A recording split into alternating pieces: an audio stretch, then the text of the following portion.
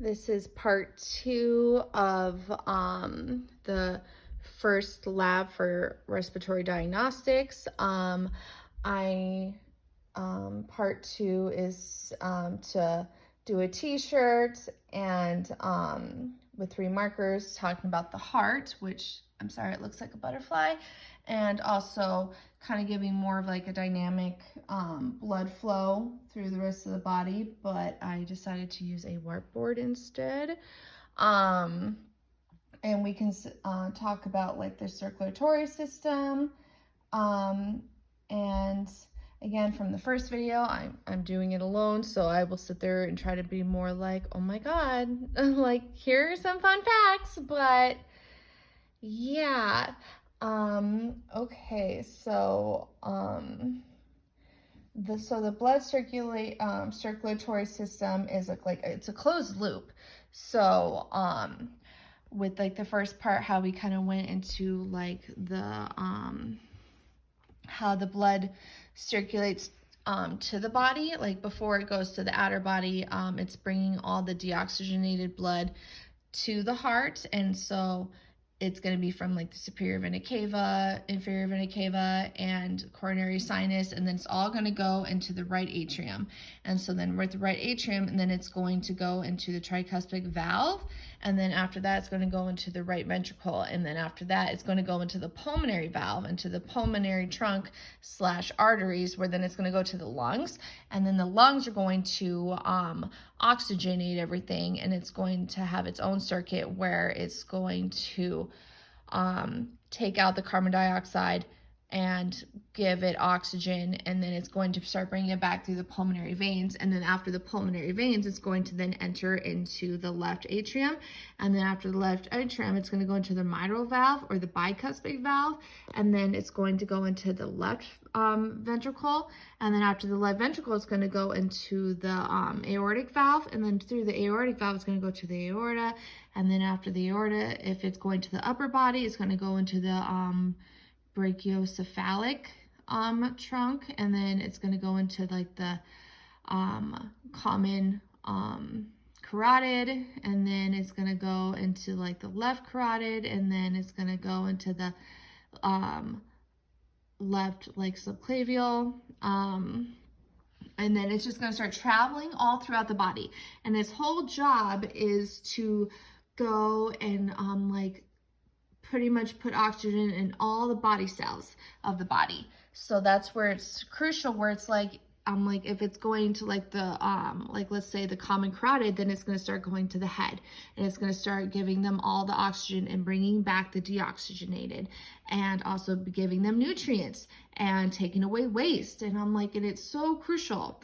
And then on top, but like if it's gonna like just keep ascending, then you're gonna have like your descending aorta, you're gonna have like your abdominal aorta, and and it's just gonna keep traveling all the way down. So that way every cell in your body, unless there is trauma, because then we're gonna talk about that, but it's going to be able to give everything to all of your cells, so that way everything can function and work properly.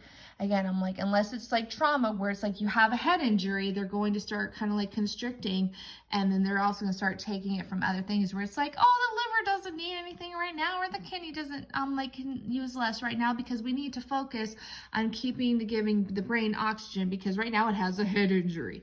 Or like let's say you get stabbed in the lung, they're going to be kind of like, hey, we need to like go, because also with the component of blood, it has such crucial things, where it's like the red blood cells are the ones that have the oxygen, so they're the ones that need to go to every cell. But also with blood, they also have white blood cells, which is there to fight infections. So as they're traveling through, they're sitting there and they're making sure that like, oh, I'm all like, this doesn't look good, I'm going to send a couple more of my people here to destroy this evil infection. And then also with platelets are kind of like, oh, this person has a little scratch, or yeah, they got stabbed, we need to send them a lot of people over there, so that way they can start clotting this area, so that way this person doesn't bleed out, because there are so many crazy things happening with the body. But but yes, blood flow is so crucial, because you need oxygen. Everybody knows that we need oxygen, and oxygen is the best way to get around is, of course, through the lungs. Lungs are so crucial, but also the heart. The heart is very crucial because it's the one that's pumping it to everything. So much so that I'm all like, the heart beats like over like 100,000 times like a day, but then every minute it's giving off like 5 liters of blood. So I'm like, it's crucial. And I'm like, and it does so much. So that is why we have to take care of our body. But like with the blood circulatory system, like it's a closed loop. So I'm like, it's not just open and about and just spreading everywhere. I'm like, it's all a controlled, like rhythmic, like song. And so involving like with like the heart, like it starts with like the arteries, and then it turns into the arterioles, and then the capillaries. Capillaries are so crucial, and then it turns into like the venues, and then veins, and it goes right back to the heart to just keep starting over. Like it's just the same highway over and over. But they love it. It's all good. And I think like the red blood cells, they only last like, I think like 90 days. So I'm like, it's all good. But like the heart, like it needs its own blood supply. So that's where you get like the coronary arteries and veins from. But then also like the capillaries are so crucial because it delivers oxygen and glucose to the heart, but as long as also with everything else, because capillaries are the smallest out of the arteries and the like arterioles and like the venules and the veins, because like they all have like layers and it's thick. Like you don't want to disrupt them, because like if they get sliced, then the blood will leak out, and that's going to cause a lot of issues. You don't want internal bleeding. That's why it needs to be a closed loop. But the thing that is most open is the capillaries, because it has such a thin layer. But it's crucial because with the capillaries, they're the ones that are really going and delivering the oxygen, and they're picking up the carbon dioxide, and they're also picking up like waste from like the kidneys and the liver and like the lungs and just like everywhere else, even the toes. So I'm like, they're going and they're picking up as they're dropping off, and then they're bringing it back to the heart, or in some cases they're taking it to the kidneys, so that way the kidneys can take away the waste and you can pee it out.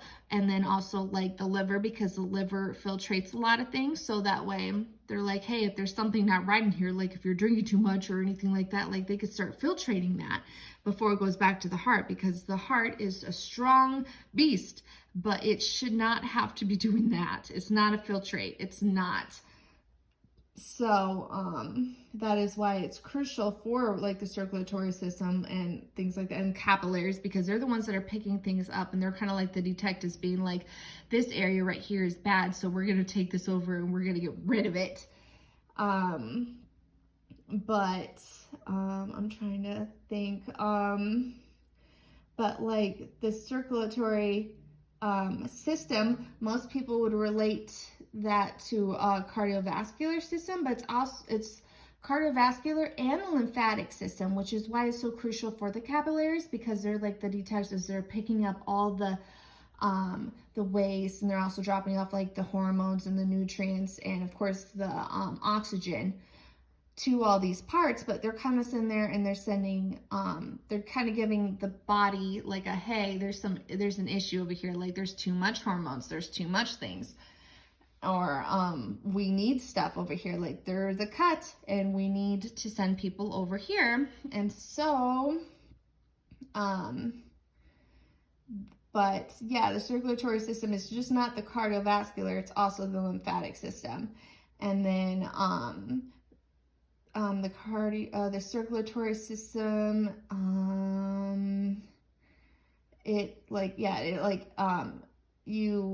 you inhale oxygen from the lungs to the body's tissues, and then the removal of carbon dioxide in the opposite direction to be exhaled. So it's kind of like arteries and lungs, where it's kind of like oxygen leaves the heart, carbon dioxide comes to the heart. So it will sit there and do that, like the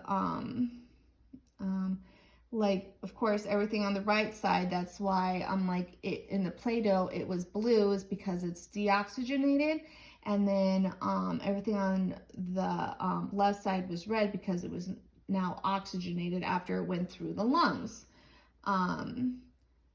But it's so crucial with it being into the circulatory system because now it opens up to all the other organs and just everything in general. But organs are also crucial because like part of the nutrients and stuff that you get is from the digestive system. So the digestive like substances that are absorbed through like the small intestines will then go into the bloodstream. So it's like, oh, like you're drinking and things like that. And like once it gets to the small intestines, they'll sit there and be like, okay, we'll pick this up because again, it goes through the liver, things like that. But then there's other things. So then they'll go to like the small intestines and then into like the bloodstream where it's like, oh, you had a salad that has iron in it. So I'm like, we're going to take that and we'll take it back to the heart. And then we can sit there and also use that to then, you know, pass that around after it's gone and been filtrated through like the liver and the kidneys. Cause after every time they do it, they have to go through that because then, like, the liver will screen for like toxins, and then of course like the tissues and like will be, I'm trying to like think but waste is filtered like through the blood, and then the kidneys will remove them, and then that's when people will just like pee it out. It's fine, but like the system like circuit will like take the oxygenated blood through the whole body and give the oxygen as well the nutrients to all the parts of the body. Like like again, like the key points, like every part of your body is important. Like if you stub your toe and they didn't think it was crucial, then your toe's going to get gangrene and then you're going to have it removed, and that's not good. Like if our body was perfect, a stubbed toe shouldn't have any issues. They're going to sit there and they're going to send the red blood cells and the white blood cells and make sure that everything is good, and they're going to make sure like the lymphatic system's good, and they'll just sit there and they'll take like all that inflammation and everything, and it's going to be a-okay. But like with the body, sometimes like they have like crucial parts. Like I know like the brain, like the upper extremities, so the arms and legs, the lower extremities, so like your legs and feet, like your liver, your stomach, your intestines, your kidneys, of course your lungs and your heart itself. But like all of those are crucial, so that's why if there's like an attack on one of them, like if you had something wrong with your left kidney, then they're gonna maybe kind of like hold off a little bit on the liver or hold off a little bit on like your legs. They're gonna try to send all the stuff over to the kidneys to sit there and be like, hey, are you okay? What help do you need? And so like they'll do that, but they can only do that for a short amount of time because like they're trying to fix it, which is why it's crucial with the blood, because like the platelets and the white blood cells and of course like the oxygen from the red blood cells, like it does its thing, but it can't do that forever because you can't let your right kidney go out for too long, or your liver or your lungs, or even your toes. So it has to be crucial. That's why like when people are getting like they go and they're stuck in the cold, like the first things that they'll lose are like, you know, their toes, their fingers, their nose, because like blood circulation is kind of like, hey, there's a problem here. We need to keep these vital organs, these vital things safe. So we're going to then like slow down on bringing it to your toes and your fingers and even your nose, because they're like, it's more important to stay with like the heart and the lungs and your kidney, like your organs. So that's why like then they'll get like gangrene and like they'll frost to death kind of vibes. But I think also, like, I know you were talking about, I don't know if I'm doing this right, but like, let's say that, cause you mentioned the femoral artery, which would be down here, because like the femoral is in your, is above your knee. And so I figured you were wanting us to do like the blood flow to that. So I put like it'd be like left ventricle, aortic valve, aorta, descending aorta, like the thoracic aorta, the abdominal aorta, the common iliac arteries, the right common iliac artery, the right external iliac artery, the right external iliac artery, the right femoral artery. So I'm like, that's the blood flow to the right femoral artery. But then like, let's also say like, now we need like from like the left kidney back to the heart, which I thought was going to be harder, but I guess it's not. It's just the left kidney to the left renal vein, and then the inferior vena cava, and then to the right atrium. So it seems like arteries, there's a lot more pathways than, which doesn't make sense, because if there's an artery, there's a vein, because you need to have a whole circulation. So I thought there'd be a lot more going back. So I think I messed up on that. Definitely please let me know. But yeah, this is the circulatory. I don't know. Yeah. But no, I'm like, this is super fun to learn. Like, I like that. So I'm like, thank you.